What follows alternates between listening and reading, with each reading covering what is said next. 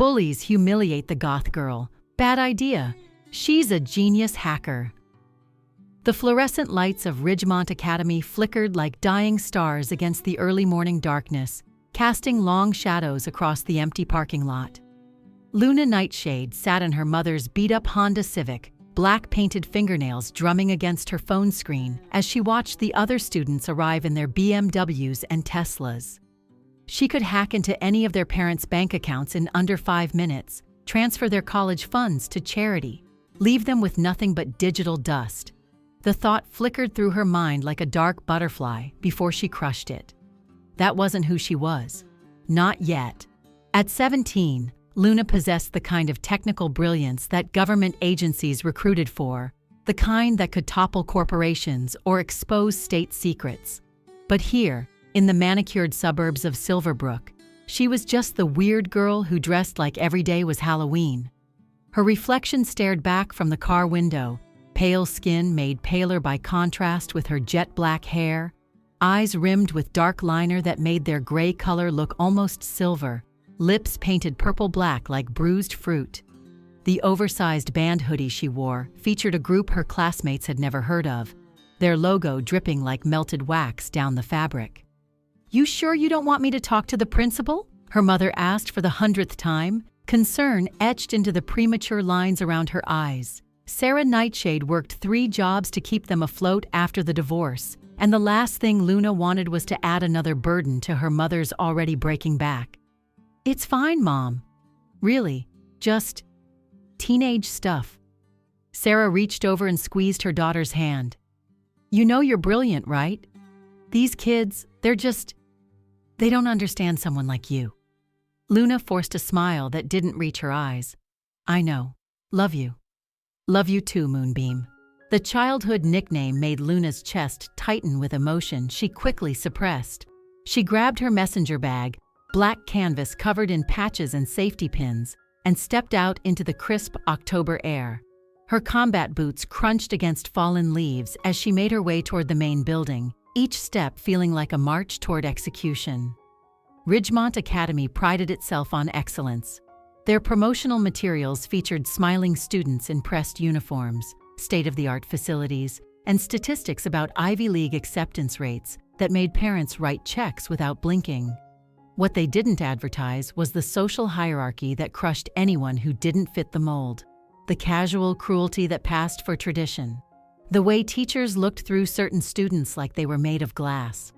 Luna had been here for 4 months now, ever since her mother had scraped together enough money to move them from the rougher part of the city to Silverbrook's better schools. The irony wasn't lost on her that she'd felt safer in their old neighborhood, where being different was the norm and survival meant minding your own business. Here, conformity was currency, and she was perpetually bankrupt. The main hallway stretched before her like a gauntlet. Students clustered in their predetermined groups, athletes by the trophy cases, theater kids near the auditorium entrance, the wealthy elites holding court by the senior lockers. Luna kept her head down, hair falling like a black curtain around her face, trying to become invisible. It never worked. "Oh, look, the corpse bride decided to grace us with her presence." The voice cut through the morning chatter like a scalpel. Luna's shoulders tensed, but she kept walking. "Don't engage, don't react, just make it to first period." Blake Harrison stepped into her path with the casual confidence of someone who'd never been told no in his entire 18 years of existence. Captain of the lacrosse team, son of a hedge fund manager, owner of a jawline that could cut glass and eyes the color of shallow water, beautiful and empty. His 2 constant shadows, Derek Chen and Antonio Tony Reeves, flanked him like hyenas waiting for their alpha to make the kill. "I'm talking to you, Hot Topic," Blake said, his voice carrying that particular tone of amused cruelty that privileged boys perfected in middle school. "Didn't your parents teach you it's rude to ignore people?" "Parent," Luna corrected quietly, immediately regretting it. Blake's perfect smile widened, sensing blood in the water. "Oh, right. Daddy couldn't handle living with a freak. Can't say I blame him." The words hit like physical blows, each one precisely aimed at wounds that hadn't fully healed. Luna's father had left 2 years ago, disappeared into his new life with his new family, leaving nothing behind but debt and a daughter who spent too much time wondering what she'd done wrong. Maybe if you dressed normal, he would have stayed, Derek added, earning a laugh from the growing crowd of onlookers. Everyone loved a show, especially when they weren't the ones bleeding. Luna tried to step around them, but Tony moved to block her. "Where are you going?" "First period doesn't start for 15 minutes. We're just having a conversation." "I have nothing to say to you," Luna said, her voice barely above a whisper. "Sure you do," Blake said, leaning in close enough that she could smell his expensive cologne, something that probably cost more than her mother made in a week. "You could start with thank you." "For what?" "For teaching you how the world works. See, out there?" He gestured vaguely toward the windows. "People like you might think you matter. But in here, in the real world, you're nothing. You're less than nothing.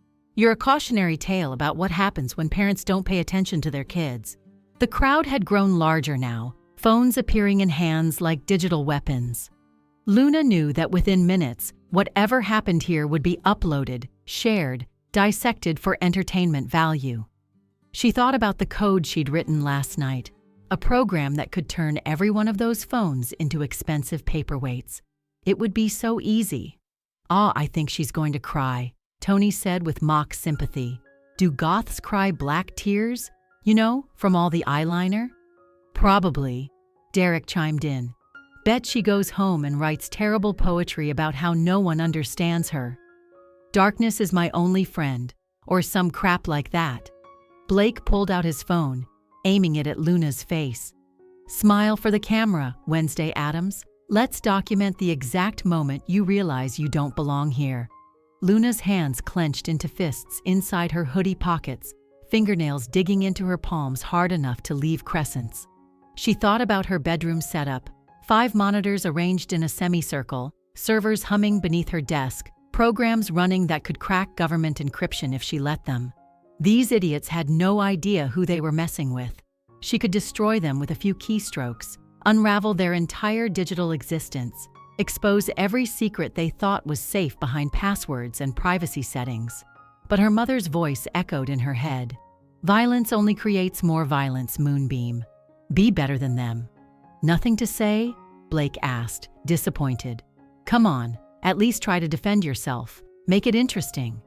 The warning bell rang, and the crowd began to disperse reluctantly, denied their morning entertainment. Blake stepped aside with exaggerated courtesy, sketching a mock bow. "Run along to class, vampire girl. Try not to hex anyone today." Luna hurried past them, her cheeks burning with humiliation, their laughter following her down the hallway like a pack of wolves.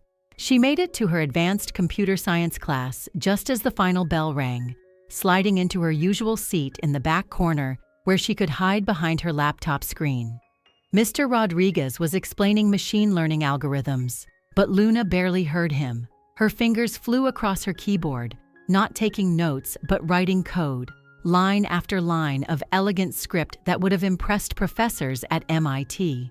She was building something, had been for weeks now, a program so sophisticated that the NSA would probably classify it as a weapon if they knew it existed. She called it Nemesis. The class ended, and Luna packed up quickly, trying to make it to her next period before the hallways filled. But as she turned the corner toward the math wing, she found them waiting for her again. Not Blake this time, but 3 girls who were arguably worse: Madison Walsh, Chloe Fitzgerald, and Sophia Reeves, Tony's twin sister. Madison stood at the center, her blonde hair styled in perfect beach waves that probably took 2 hours to achieve. Her designer uniform altered just enough to be fashionable without technically breaking dress code. She was the kind of beautiful that opened doors and closed minds, the kind that made adults assume she was sweet and innocent while she carved up other girls' self-esteem with surgical precision. "Luna," Madison said, her voice dripping with false sweetness. "We need to talk." "About what?" Luna asked, already knowing this wouldn't end well. "About your little crush on Blake," Madison said, and the other girls giggled like trained seals.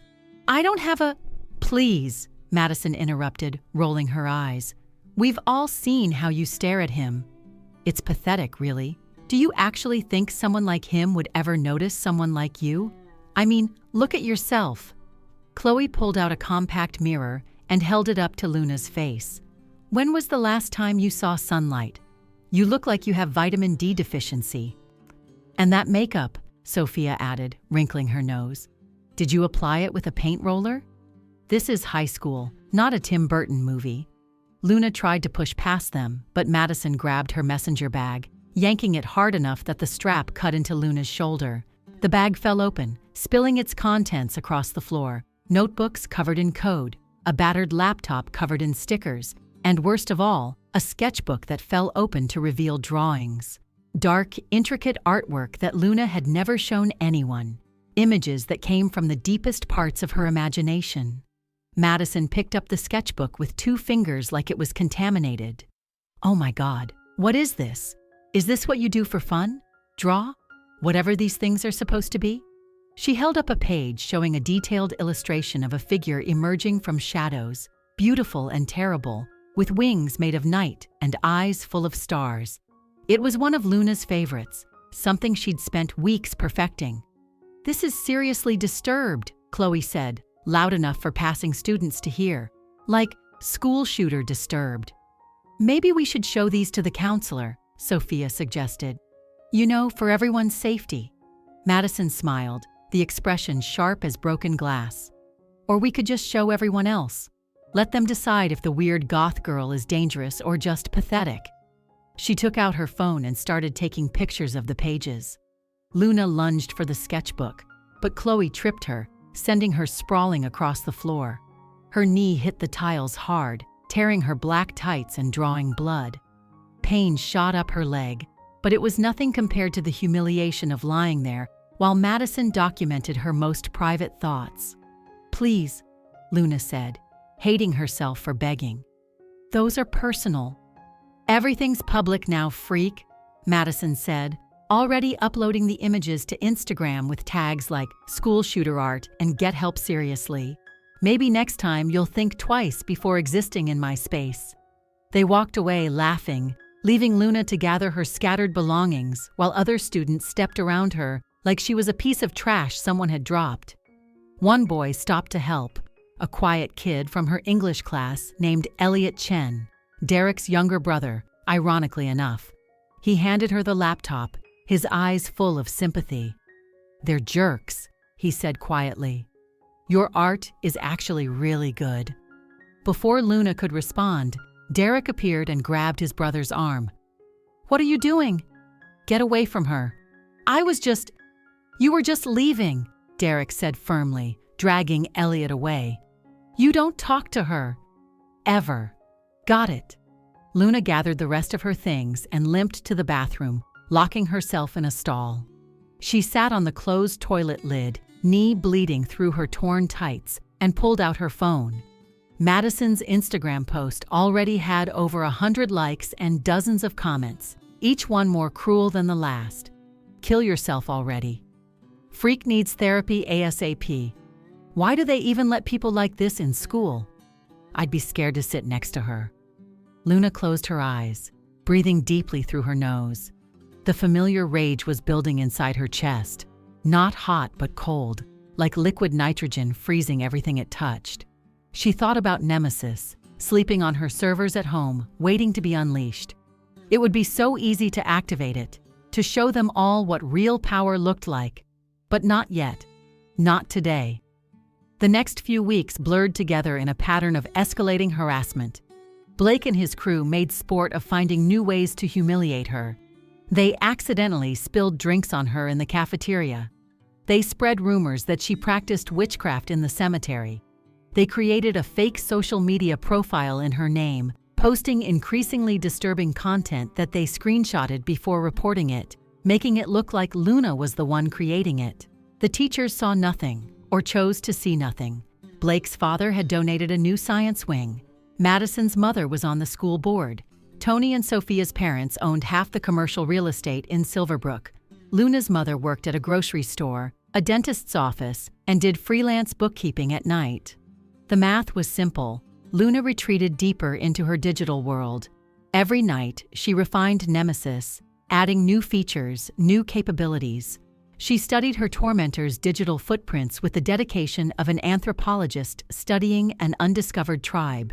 She knew Blake's passwords, all variations of his birthday and jersey number, Madison's shopping addiction, thousands in credit card debt hidden from her parents, Derek's academic fraud, he'd been buying essays online since freshman year, Tony's drug dealing, small-time Adderall sales to stressed students, and Sophia's eating disorder, carefully hidden behind her perfect image.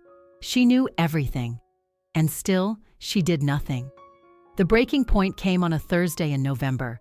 Luna's grandmother, her last remaining grandparent, the one who'd taught her to code when she was 8, had suffered a stroke. She was in the ICU in the city, machines keeping her alive while doctors spoke in percentages and probabilities. Luna had stayed at the hospital until 3 in the morning, holding her grandmother's cold hand and whispering promises that everything would be okay. She came to school exhausted, emotionally raw, held together by caffeine and stubborn determination to get through the day. She just needed to survive until the final bell, then she could go back to the hospital. But Blake Harrison had other plans. He found her at lunch, sitting alone at her usual table in the corner of the cafeteria. She wasn't eating, just staring at her phone, waiting for updates from her mother about her grandmother's condition. She didn't notice him approaching until his shadow fell across her screen. "Rough night, corpse bride?" he asked, his voice full of false concern. "You look even more dead than usual." Luna didn't respond, didn't even look up. She couldn't. If she opened her mouth, she might scream or sob or both. "Hey," Blake said, snapping his fingers in front of her face. "I'm talking to you." "Please," Luna whispered. "Not today." "Not today?" Blake repeated, laughing. "You don't get to decide when I talk to you. You don't get to decide anything." He grabbed her phone, and Luna lunged for it, desperate. That phone was her only connection to her mother, to news about her grandmother. Blake held it above his head, using his height advantage. "Give it back," Luna said, standing on her chair to reach for it. "Please, I need it." "You need it?" Blake asked, enjoying her desperation. "What could someone like you possibly need a phone for? It's not like anyone wants to talk to you." Derek and Tony had arrived, forming their usual triangle of torment. The cafeteria was watching now, phones out, recording everything. "Maybe she's sexting with her online boyfriend," Tony suggested. "You know, some 40-year-old creep who's into goth jailbait." "Or maybe she's watching makeup tutorials," Derek added, trying to figure out how to look less like a zombie. Blake was scrolling through her phone now, invading her privacy with casual cruelty. His expression changed when he saw the messages from her mother about her grandmother. "Oh, this is rich," he said, reading aloud. "Grandma's condition hasn't improved. The doctors say we should prepare for the worst. Wow, even your family is dying to get away from you." Something inside Luna shattered like a fuse blowing, sending sparks through her entire nervous system. The carefully maintained control she'd held for months evaporated in an instant. She jumped down from the chair and shoved Blake hard, catching him off guard. He stumbled backward, dropping her phone, which hit the floor with a crack. "You little—" Blake started, his face flushing red with anger. But Luna was already running, scooping up her broken phone and fleeing the cafeteria. She heard him shouting after her, heard the laughter and jeers of the crowd, but she didn't stop until she reached the computer lab, which was empty during lunch period. She collapsed into a chair, shaking with rage and grief and exhaustion. Her phone screen was cracked but still functional. A new message from her mother. "No change. Stay strong, Moonbeam." Luna looked at the computers surrounding her, their screens dark and waiting. She thought about every line of code she'd written for Nemesis, every safeguard she'd built in, every ethical constraint she'd programmed. Then she thought about Blake reading her private messages about her dying grandmother and making jokes about it. Enough. She opened her laptop and began typing, her fingers flying across the keyboard with purposeful precision. She activated Nemesis remotely, watching as the program came alive on her home servers. Within seconds, it had infiltrated Ridgemont's network, spreading through the infrastructure like digital wildfire, but remaining completely invisible to standard security protocols. Nemesis was elegant in its simplicity and devastating in its scope. It didn't just hack phones or computers. It created a complete digital portrait of a person's life, analyzing patterns, identifying secrets, predicting behavior. It could access any device connected to any network, bypass any security, decrypt any file. Luna had built it to be the ultimate defensive weapon, a way to gather intelligence on her tormentors without acting on it. But now she was ready to act. She started with reconnaissance, watching as Nemesis mapped the digital lives of everyone at Ridgemont. Data flowed across her screen like a river of information: text messages, emails, photos, browser histories, location data, financial records, medical files, everything that existed in digital form. The program's AI sorted through it all, identifying patterns of behavior, flagging interesting anomalies, building psychological profiles with frightening accuracy. Blake Harrison, star athlete hiding steroid use and failing grades, cheating on his girlfriend Emma with 3 different girls, including Madison's best friend Chloe. His father was having an affair with his secretary. His mother was addicted to prescription painkillers. The perfect family was rotting from the inside. Madison Walsh, thousands in debt from online shopping, stealing money from her mother's purse to maintain her lifestyle. She'd had work done, a nose job at 15 that she told everyone was to fix a deviated septum. She'd been spreading rumors about her supposed best friends, playing them against each other for her own amusement. Derek Chen, buying all his essays online, hadn't written a single original paper since sophomore year. His parents thought he was a genius, had no idea their golden boy was a fraud. He'd been accepted early admission to Princeton based on an application full of lies and plagiarized essays. Tony Reeves, dealing Adderall, Xanax, and occasionally cocaine to half the student body. He kept detailed records of his sales on his phone, complete with names, dates, and amounts. His parents thought he was saving for college. He was actually saving to run away with his 23-year-old girlfriend that no one knew about. Sophia Reeves, hiding an eating disorder that had landed her in the hospital twice. She spent hours on pro-anorexia websites, had a secret Instagram account where she posted pictures of her protruding bones. Her perfect image was literally killing her. But Nemesis found more than just their secrets. It found their victims, dozens of students who'd been targeted over the years, a trail of destroyed self-esteem and transferred schools. It found teachers who'd witnessed bullying and done nothing, administrators who'd buried complaints to protect the school's reputation. It found a system designed to protect the powerful at the expense of everyone else. Luna sat back, overwhelmed by the sheer scope of the corruption. She'd known Ridgemont had problems, but this was beyond anything she'd imagined. The question now was what to do with all this information. She could destroy them all with a single command: upload everything to social media, send it to news outlets, forward it to college admissions boards and law enforcement. She could burn their entire world to the ground and salt the earth so nothing would ever grow there again. But that would make her just like them, someone who used power to hurt others. Instead, Luna began coding something new, a modification to Nemesis that she called Justice. It wouldn't destroy indiscriminately. It would be surgical, precise, proportional. It would expose the truth, but in a way that allowed for redemption, for growth, for change.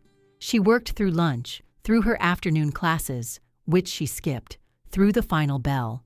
She didn't leave until the janitors came to lock up the computer lab, and even then, she continued working on her phone as her mother drove her to the hospital.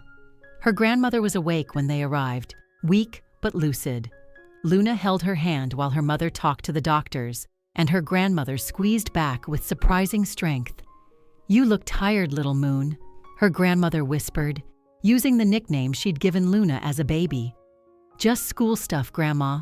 Her grandmother studied her with eyes that had seen decades of joy and sorrow, triumph and loss. "Someone's giving you trouble?" Luna nodded, not trusting herself to speak. "You know what I learned writing code for 40 years?" her grandmother asked. "The most elegant solution is rarely the most complex one. Sometimes the best program is the one that does exactly what it needs to do." Nothing more, nothing less. Luna thought about Nemesis, about justice, about the power she held in her hands. What if you could stop people from hurting others? Would you? Depends, her grandmother said. Would I be stopping them, or would I be teaching them to stop themselves? That night, Luna rewrote justice from the ground up. Instead of a weapon, she made it a mirror, something that would show people the consequences of their actions, the ripple effects of their cruelty, the damage they caused. It wouldn't destroy them, but it would make them see themselves clearly, perhaps for the first time. Friday arrived gray and cold, matching Luna's mood. Her grandmother was stable, but still critical. Her mother had taken the day off work, losing money they couldn't afford to lose, to stay at the hospital. Luna went to school because she didn't know what else to do, because routine was the only thing holding her together. She should have known Blake wouldn't let yesterday's shove go unpunished. They were waiting for her in the parking lot after school. Not just Blake and his usual crew, but a dozen of their followers, forming a circle that trapped her against the chain-link fence.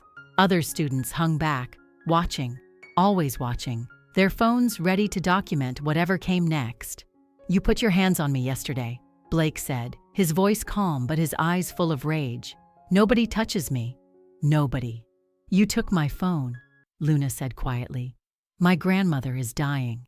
"I don't care if your whole family is dying," Blake replied. "You're nothing. You're less than nothing.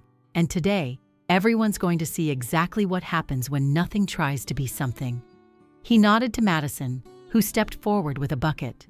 Luna smelled it before she saw it. Paint, black paint, the kind they used for theater sets. "We thought you'd appreciate this," Madison said sweetly. "Black is your color, right?" Luna tried to run, but there was nowhere to go. The circle closed in, hands pushing her back toward the fence. She could hear people laughing, could see phones recording, could feel the weight of their collective cruelty pressing down on her like a physical force. "Please," she said, hating herself for begging again. "Don't do this."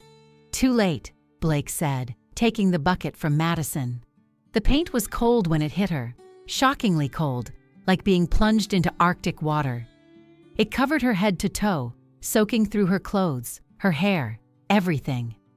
The crowd erupted in laughter and cheers, their phones capturing every moment of her humiliation. "Now you really look like a corpse," Tony shouted. "Someone call a hearse," Derek added. Luna stood there, dripping black paint onto the asphalt, and felt something inside her die. Not her spirit, that was too strong to break, but her mercy, her restraint, her willingness to turn the other cheek. All of it dissolved in that moment, like sugar in rain. She looked directly at Blake, paint running down her face like tears, and smiled. It wasn't a pleasant smile. It was the smile of someone who just made a decision that would change everything. "You're right," she said, her voice carrying despite the paint in her mouth. "I am nothing. But you know what's beautiful about nothing? It's got nothing left to lose." Blake's laughter faltered slightly at something in her tone, but he recovered quickly. "Whatever, freak. Enjoy walking home like that." The crowd dispersed, their entertainment concluded, leaving Luna standing alone in the parking lot. She pulled out her cracked phone, still miraculously functional despite the paint, and opened the app she'd created to control justice. One button. That's all it would take. One button and their entire world would come crashing down. She pressed it. At first, nothing happened. Luna walked home, leaving a trail of black footprints on the sidewalk, ignoring the stares and whispers of people she passed. She showered for an hour, watching the paint swirl down the drain like liquid shadow. She put on fresh clothes, all black, because some habits die hard, and sat down at her computer setup. Justice was working perfectly. It had infiltrated every device at Ridgemont, but instead of stealing data, it was creating something new, a mirror network that would reflect people's actions back at them in real time. Every cruel message would be displayed publicly. Every secret recording would be broadcast. Every lie would be exposed. But more than that, it would show the connections, the patterns, the systematic nature of the cruelty. Luna added one final touch, a compilation video of every instance of bullying she'd recorded over the past 4 months, edited together with timestamps and names. Not just her own harassment, but everything she'd witnessed. Every student who'd been targeted. Every moment of cruelty that had been ignored or dismissed. She scheduled it all to deploy Monday morning at exactly 8 a.m., when the maximum number of students would be at school. Then she spent the weekend at the hospital with her grandmother, holding her hand and reading to her from old programming manuals, the same ones her grandmother had taught her from years ago. Sunday night, her grandmother squeezed her hand and whispered, "Whatever you're planning, little moon, make sure it's something you can live with." Luna kissed her forehead. "It's not about revenge, Grandma. It's about truth. Truth can be its own kind of revenge," her grandmother said. "Just remember, the goal isn't to destroy, it's to illuminate." Monday morning arrived with unusual warmth for November, the sun breaking through clouds like a spotlight.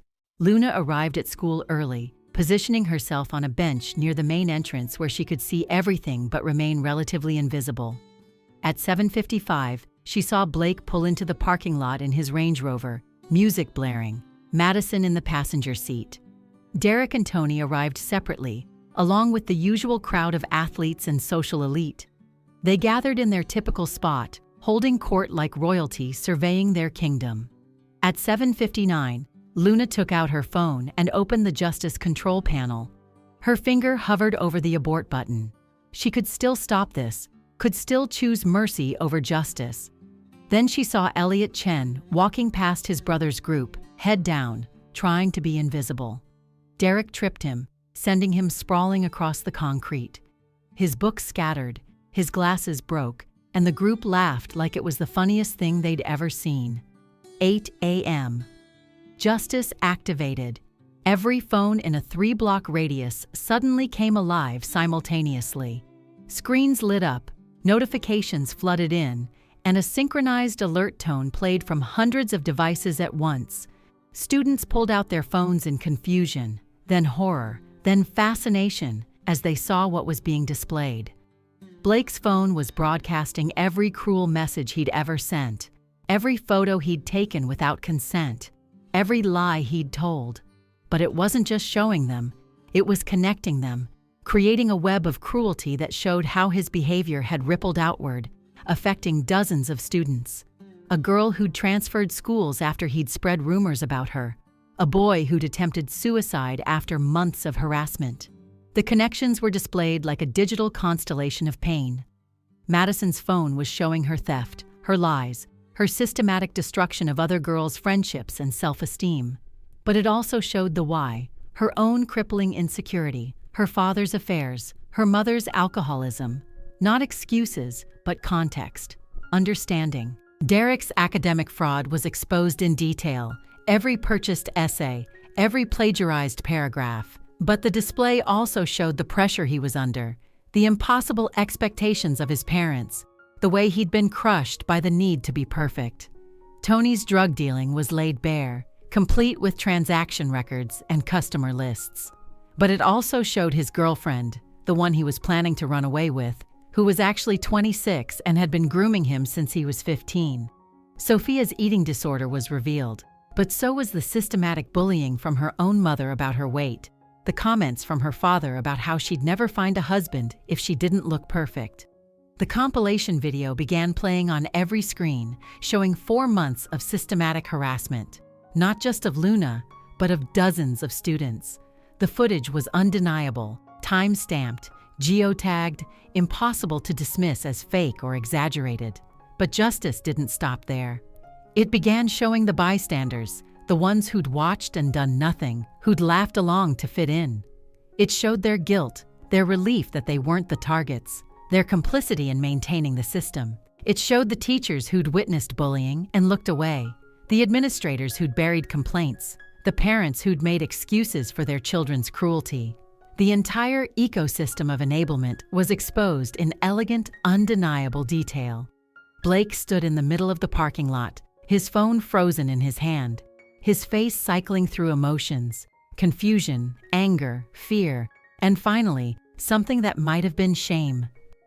Around him, students were reacting in different ways. Some were crying, some were angry, some were trying desperately to turn off their phones, but justice couldn't be stopped once it started. Madison had collapsed on the hood of a car, sobbing as she watched her carefully constructed image crumble in real time. Her friends had abandoned her, too busy dealing with their own exposures to offer comfort. Derek was on his knees, phone pressed to his ear, trying to explain to his parents why Princeton was calling to revoke his acceptance. Tony was being confronted by 3 students he'd sold drugs to, their parents on the way. Sophia had run to the bathroom and locked herself in a stall. But something unexpected began happening. As the initial shock wore off, students started talking to each other, really talking, perhaps for the first time. A girl Blake had tormented approached him, not with anger but with exhaustion, and asked, "Why? What did I ever do to you?" And Blake, stripped of his armor of popularity and power, actually seemed to consider the question. Teachers and administrators came flooding out of the building, trying to regain control, but there was no controlling this. Justice had made everything transparent, had torn down the walls between public and private, between performance and reality. Miss Davidson, the vice principal, stood in the middle of the chaos, her own phone showing the complaints she'd buried, the reports she'd ignored, the systematic failures she'd enabled. She looked around at the destruction of the carefully maintained social order and did something unexpected. She sat down on the curb and put her head in her hands. Principal Morrison arrived, his face purple with rage, shouting about lawsuits and expulsions and criminal charges. But his own phone was showing his embezzlement of school funds, his affair with the head of the PTA, his systematic protection of wealthy students at the expense of everyone else. His threats rang hollow when everyone could see exactly what kind of man he really was. Luna watched it all from her bench, feeling neither satisfaction nor regret. This wasn't revenge, it was revelation. She'd held up a mirror to Ridgemont Academy, and now everyone had to look at their own reflection. Her phone buzzed with a message from an unknown number. "Was this you?"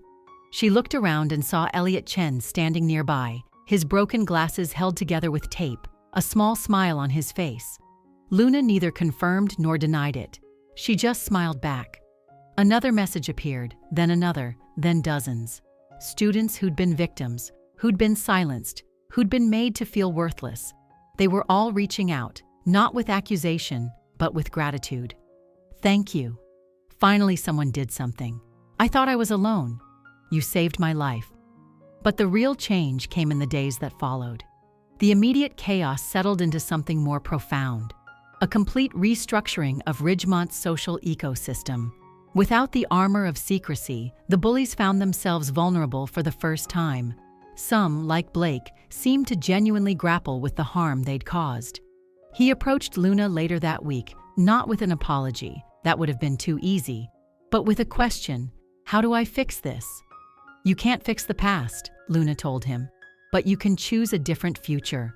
Madison transferred schools within a week, unable to face the collapse of her carefully constructed image. But before she left, she found Luna in the library and said quietly, "I'm sorry. I know it doesn't mean anything now, but I'm sorry." Derek's parents pulled him out of school for intensive therapy after learning about the pressure he'd been under. His brother Elliot finally felt free to be himself, no longer living in the shadow of impossible expectations. Tony was arrested for drug dealing, but in juvenile court, the full story came out. How he'd been groomed, manipulated, used. He got probation and mandatory counseling instead of jail time. Sophia finally got the help she needed for her eating disorder, her parents forced to confront their role in her illness. She spent 2 months in a treatment facility and came back healthier, quieter, but more real than she'd ever been. The administration couldn't ignore what had been exposed. Principal Morrison was forced to resign, along with 3 other administrators who'd been complicit in the culture of bullying. Miss Davidson, surprisingly, stayed and became the new principal, determined to rebuild Ridgemont into something better. New policies were implemented: zero tolerance for bullying, mandatory counseling for victims and perpetrators alike, regular assemblies about digital citizenship and empathy. The changes weren't perfect, and they didn't happen overnight, but they were real. Luna found herself in an unexpected position. Not popular, exactly, but respected. Students who'd never spoken to her before nodded in the hallways. Teachers looked at her with a mixture of awe and concern. She'd become something between a hero and a cautionary tale, a reminder of what happened when power was pushed too far in any direction. But the most significant change was internal. Luna no longer felt the need to hide behind her dark clothes and makeup, though she still wore them because they were part of who she was. She walked the halls with her head up, no longer trying to disappear. She'd found her power, used it, and learned its weight. 3 weeks after Justice Day, as students had started calling it, Luna's grandmother passed away peacefully in her sleep. At the funeral, Luna stood at the podium, looking out at the small gathering of family and friends, and spoke about the woman who taught her that code was poetry, that technology was just another form of magic, that power meant nothing without wisdom. She taught me that the most elegant solution is rarely the most complex one, Luna said, her voice steady despite her tears.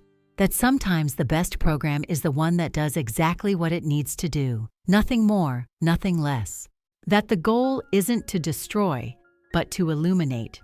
After the funeral, Luna found an envelope in her grandmother's things, addressed to her in shaky handwriting. Inside was a note. "Little Moon, you have a gift that could change the world or destroy it. The choice will always be yours. Choose illumination, choose growth, choose to be better than those who hurt you, not by being weak, but by being wise. I love you to the moon and back."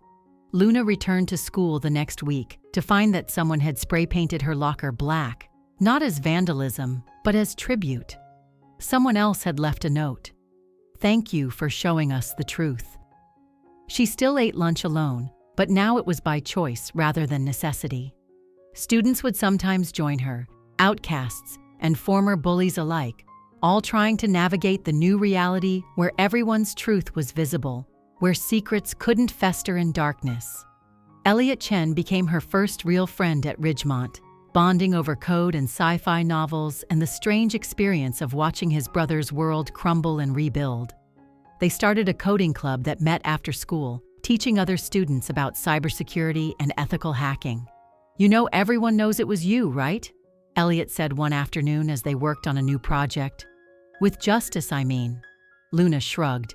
"They can suspect. They can't prove anything." "You covered your tracks that well?" "I didn't just cover them," Luna said with a small smile. "I eliminated them." Justice deleted itself after completing its task.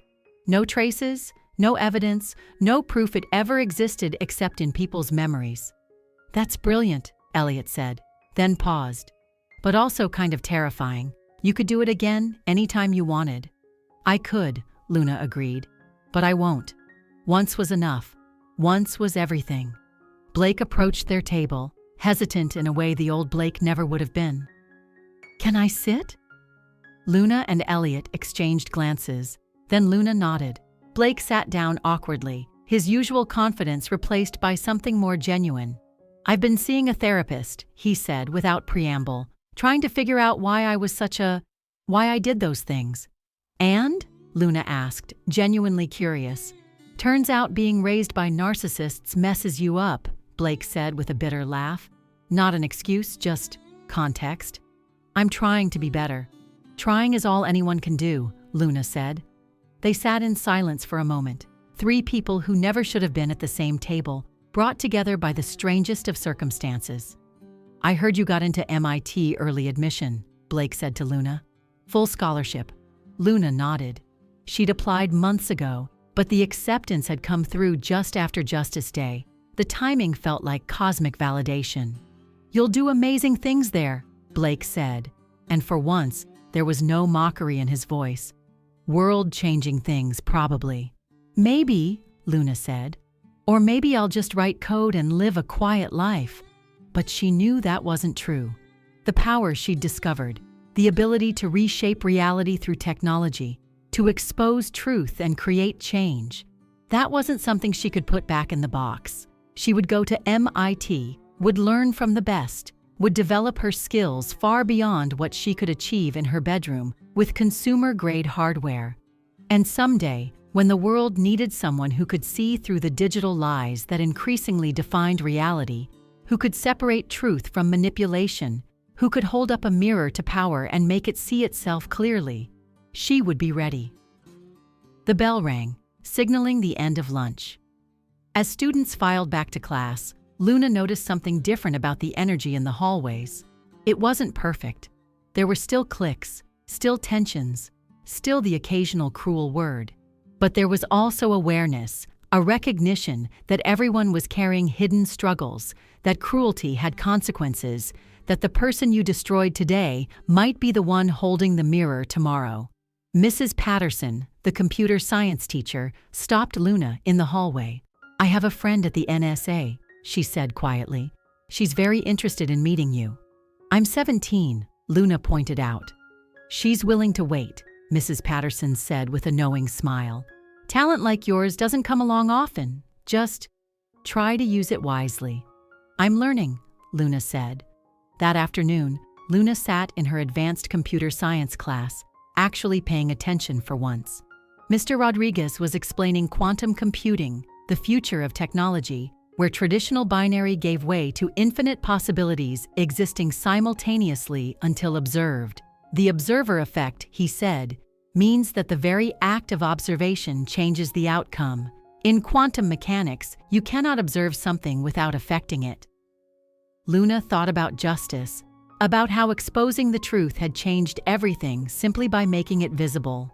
She thought about her grandmother's words about illumination, about her mother's insistence that violence only created more violence. She'd chosen a third path, not violence, not passivity, but revelation. She'd been the observer who changed the outcome simply by observing, by making others observe themselves. Her phone buzzed with a message from her mother. "Proud of you, Moonbeam. Grandma would be too." Luna smiled, a real smile that reached her eyes for the first time in months. She was still the girl in black, still the one who didn't quite fit in, still the one who saw the world through different eyes. But now she was also something more. Someone who'd faced the darkness and chosen to bring light, who'd held power and chosen to use it wisely, who'd been broken and chosen to rebuild rather than destroy. The future stretched before her, full of possibilities as infinite as quantum states. She would go to MIT, would probably work for the government or a tech giant, or maybe start her own company. She would write code that changed the world, that exposed corruption, that protected the vulnerable. But for now, she was just Luna Nightshade, sitting in a high school computer science class, wearing all black and purple lipstick, finally comfortable in her own skin. As the class ended and students packed up their things, Luna overheard two freshmen talking in hushed tones. "Is it true?" one asked. "About the girl who hacked the whole school?" "They say she could destroy anyone with just a laptop," the other replied. "But she chose to show the truth instead." "That's not scary," the first one said. "That's kind of awesome." Luna smiled to herself as she walked out of the classroom, her boots clicking against the polished floor with a rhythm that had once seemed out of place in Ridgemont Academy's hallowed halls. The sound now felt like it belonged, like she belonged, though not in the way anyone would have expected when she first arrived.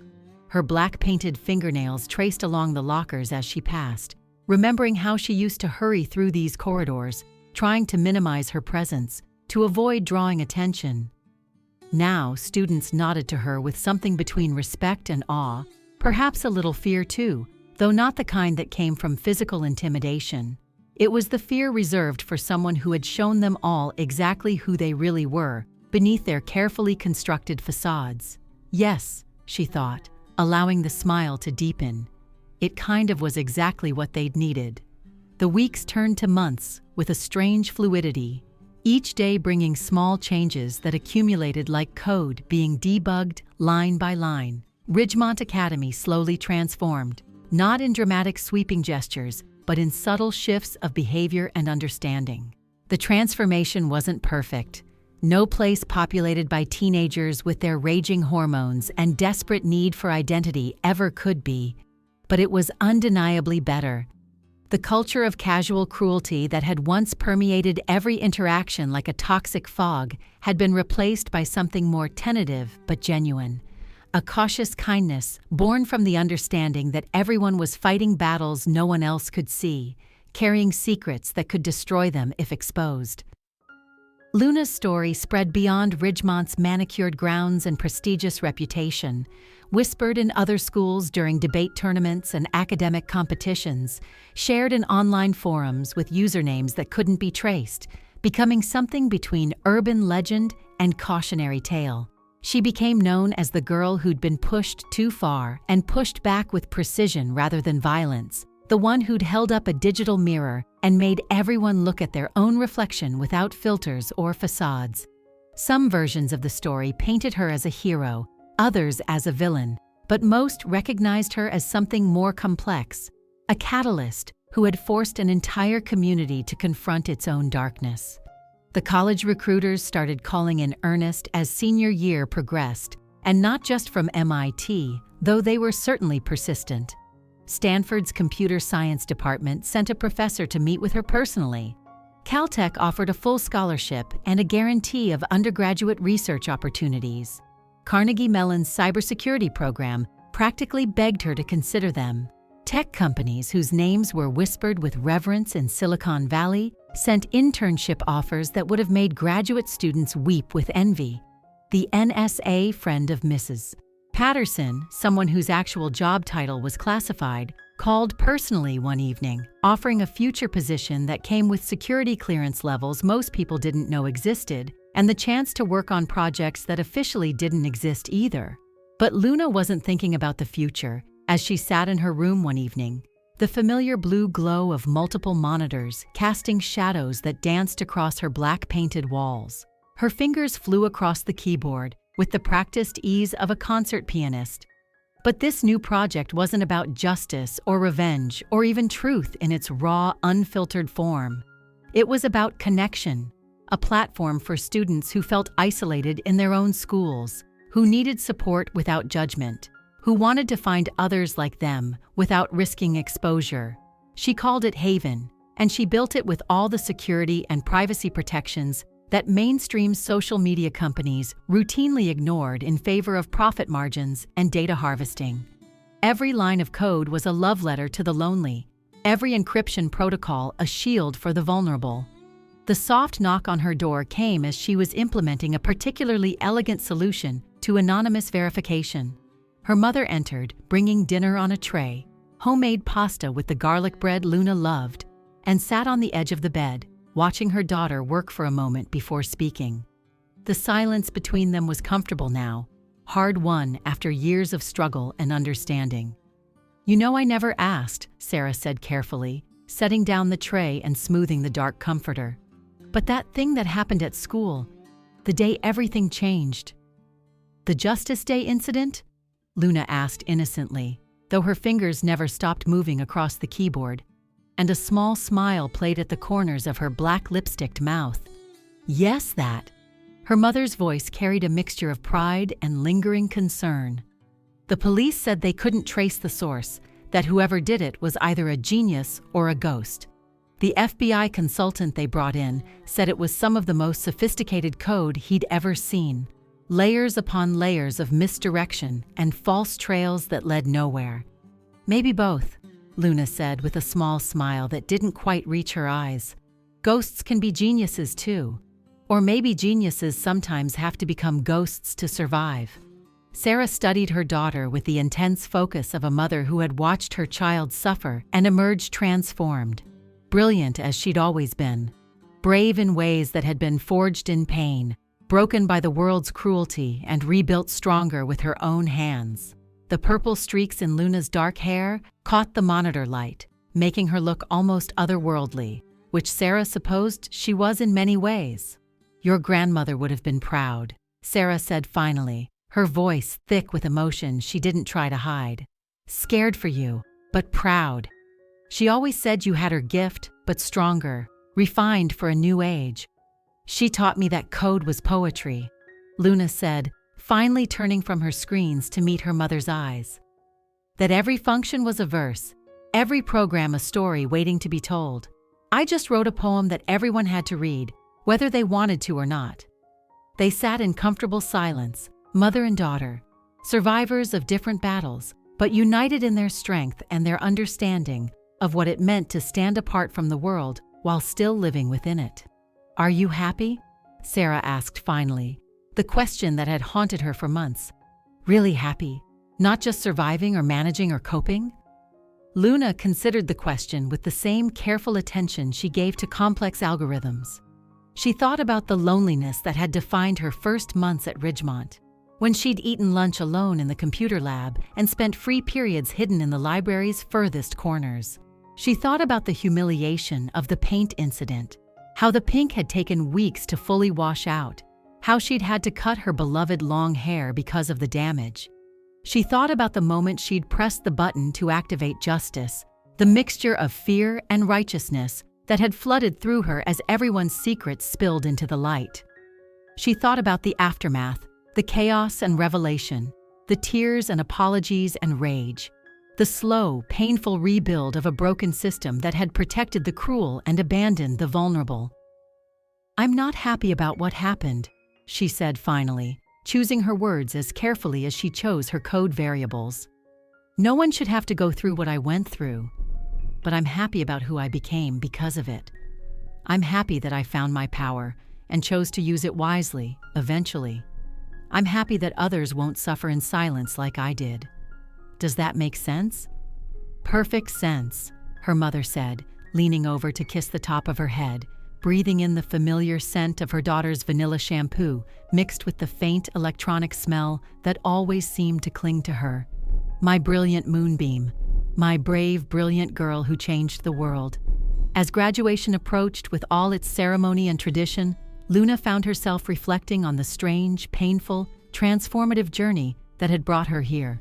She'd started as a victim, isolated and tormented for the crime of being different.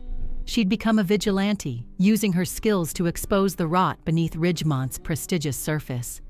And she'd ended as something harder to define, a catalyst for change, a mirror for truth, a reminder that power could be used for illumination rather than destruction, that sometimes the greatest revenge was forcing people to confront their own cruelty. Blake found her after the graduation ceremony, still wearing his cap and gown, the valedictorian sash across his chest, looking somehow less important than it would have a year ago. His smile was genuine now, lacking the sharp edges it had once carried, the casual cruelty that had made him a king in Ridgemont's former hierarchy. "I wanted to thank you," he said quietly, glancing around to make sure they weren't overheard, though the story was an open secret by now. "For what?" Luna asked, though she knew. She'd read his college essay, hacked into the system not to change anything but out of curiosity. He'd written about transformation, about how a moment of forced truth had changed his entire perspective on power and privilege. "For not destroying me when you could have. For giving me a chance to be better. You had everything. Every cruel word I'd said, every time I'd laughed at someone else's pain, every moment I'd chosen to be less than I should have been. You could have ruined my future completely." "Everyone deserves that chance," Luna said, adjusting her own cap, her black nail polish stark against the white tassel. "Even the ones who don't deserve it, maybe especially them. Destruction is easy. Transformation is hard." "Very zen of you," Blake said with a laugh that sounded nothing like his old laugh. This one was warm, self-deprecating, real. "MIT won't know what hit them." "Neither did Ridgemont," Luna pointed out, and they both laughed. Former bully and victim, now just two people who'd learned hard lessons about power and responsibility, and the weight of secrets. As Luna packed up her room, each poster and book and piece of equipment a memory of who she'd been and who she'd become, she found the note her grandmother had left her, tucked inside a programming manual from the 1980s. The paper was yellowed, the handwriting shaky but clear, and she read it one more time, letting the words sink into her bones.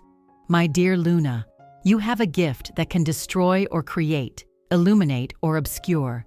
Choose illumination. Choose growth. Choose to be better than those who hurt you. Not by being weak, but by being wise. The world needs those who can see in the dark and choose to light candles rather than curse the darkness. She had chosen, though the path to that choice had been winding and sometimes dark, and in choosing, she discovered that the greatest hack wasn't breaking into systems or exposing secrets. It was breaking the cycles of cruelty that perpetuated themselves generation after generation, exposing the humanity in everyone, even those who seemed to have forgotten it existed, and rebuilding something better from the ruins of what had been. Luna Nightshade, once the weird goth girl who ate alone and spoke to no one, who no one understood or tried to understand, had become something far more powerful, someone who understood that true strength came not from the ability to destroy, but from the wisdom to know when not to. She could have burned Ridgemont to the ground, metaphorically speaking. She could have destroyed lives permanently, sent people to jail, ruined futures. Instead, she'd chosen revelation over destruction, forced awareness over permanent punishment. As she loaded the last box into the car, her laptop bag carefully placed where she could reach it, she looked back at Ridgemont Academy one final time. The afternoon sun caught the windows, making them glow like eyes finally opened. It looked the same from the outside, red brick and tall windows, manicured lawns that cost more to maintain than most people's yearly salaries, proud traditions dating back over a century. But inside, everything had changed. The shadows where cruelty had hidden had been illuminated with unforgiving light. The silence that had protected bullies and enabled bystanders had been broken, perhaps forever. The system that had failed so many, that had prioritized reputation over justice, had been forced to evolve or die.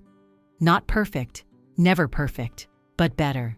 Significantly, measurably, undeniably better.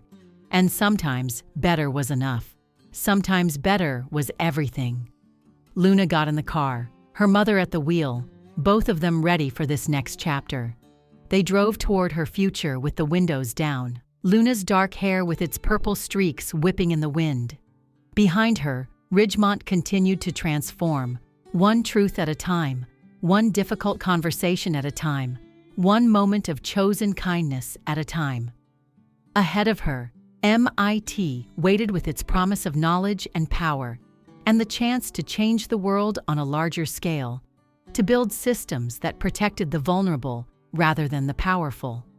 But for now, in this moment suspended between past and future, between who she had been and who she would become, Luna Nightshade was simply a girl who'd refused to be broken, who'd found strength in her strangeness, who'd learned that being different wasn't a weakness, but a superpower waiting to be discovered.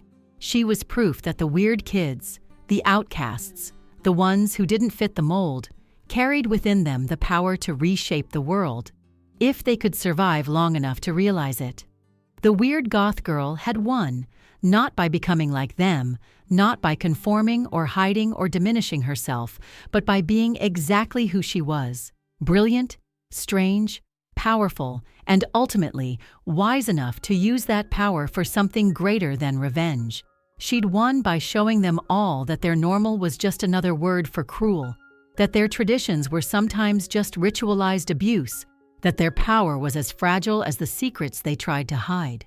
As the car merged onto the highway, heading toward new adventures and new challenges that would test her in different ways, Luna pulled out her laptop and began coding. Not a weapon this time, but a tool for building, for creating, for connecting. Her fingers danced across the keys with the same intensity they always had, but the purpose had evolved. Because that was the ultimate hack, not tearing down the world in anger, but building a better one with determination, one line of code at a time, one vulnerable kid helped at a time, one system reformed at a time. The story of the goth girl who'd been pushed too far would become legend at Ridgemont, told to incoming freshmen as both warning and inspiration, morphing with each telling but always carrying the core truth. That power wasn't about popularity or physical strength or even intelligence. Power was about choosing what to do with whatever gifts you had, and the greatest power of all was the choice to build rather than destroy. But Luna herself had already moved on to bigger things, carrying with her the lessons learned in those dark hallways and bright revelations. The weight of what she'd done would always be with her, the good and the bad, the necessary and the questionable, but she carried it like her grandmother's note, as a reminder rather than a burden. She was Luna Nightshade. She was a genius who'd been forged in the fires of adolescent cruelty. She was a hacker who'd chosen to hack society itself. She was a builder of bridges between the isolated and the connected. She was proof that sometimes the best revenge was forcing the world to become better. And she was just getting started. The highway stretched ahead, full of possibility and code yet to be written, systems yet to be built, wrongs yet to be righted. But this time, with wisdom earned through pain and the knowledge that true power came not from the ability to destroy, but from the choice to create something better from the ashes of what was.